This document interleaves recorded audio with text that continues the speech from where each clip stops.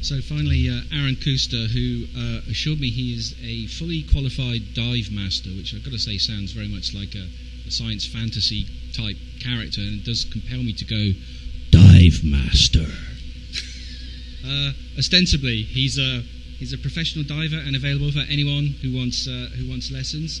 I do also know that he has a property on a Greek island, and it makes me wonder why he's working in STM when he could be idling his time away on a beautiful Greek island and fleecing tourists of their cash. But there's no accounting for some people. Somehow I've got to live. Anyway, over to you, Living in Arend. Greece is not good for an STM publisher. And I mean, the track record of Peter's in diving is much better than mine. So hello, everybody. I'm Arend. I'm the director for Bloomsbury Color Foundation Journals and Bloomsbury Color Foundation Publishing. This is where I live. I came 14 hours for my 5 minutes of glory right here. So let's just go for it right away. So I live in a very ambitious and very fast-moving country. This is Qatar in 1983. Where really there was very little more than just a desert. It has had an amazing transition to a very super modern city, which you can see here, which is underpinned by the Qatar National Vision, of which Qatar Foundation, the organization I work for, is actually one of the driving people to transition the country to a knowledge economy. And as we all know, one of the centerpieces of the knowledge economy is publishing, because in today's world, almost everybody can be a publisher. So therefore, we are there to drive that change.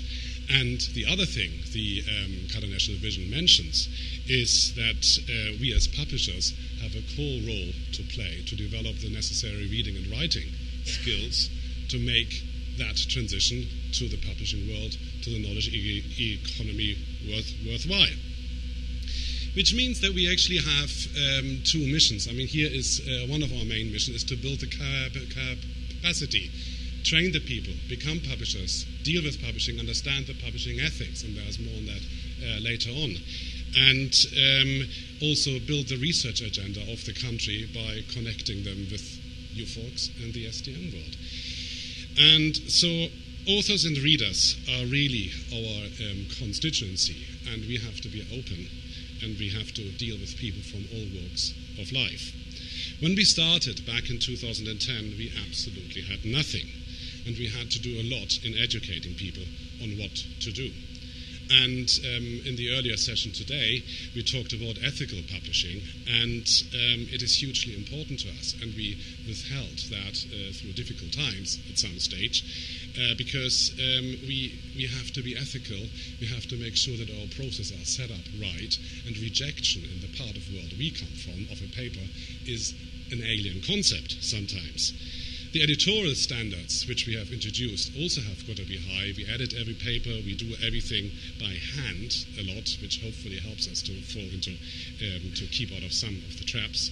But ultimately, we are dealing with a very elitist business. Open access, in a way, was a choice which was natural for us. It was an opportunity. And building up a brand and a sales force at the same time is something which is nearly impossible to do.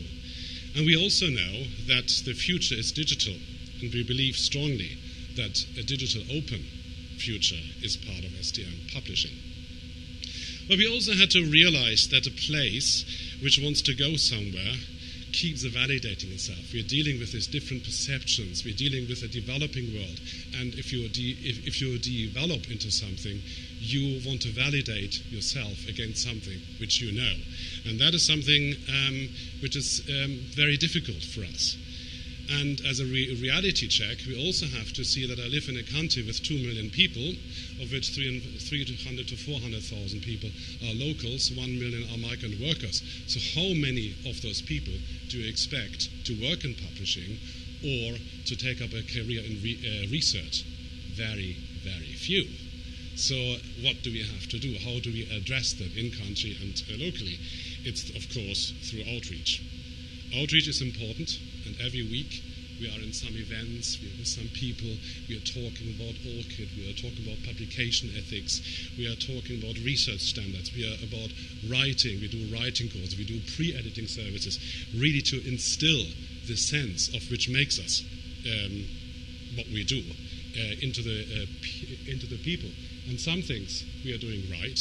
I mean, our first journal last month went on PMC after 3 years, and we are very happy and very proud of that.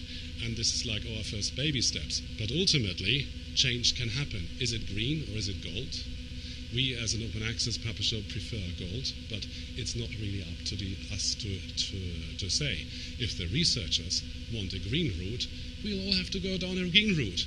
What we have to do is we've got to listen. We've got to listen to the audience. We've got to listen to the researchers. We've got to reach out and be a part of that.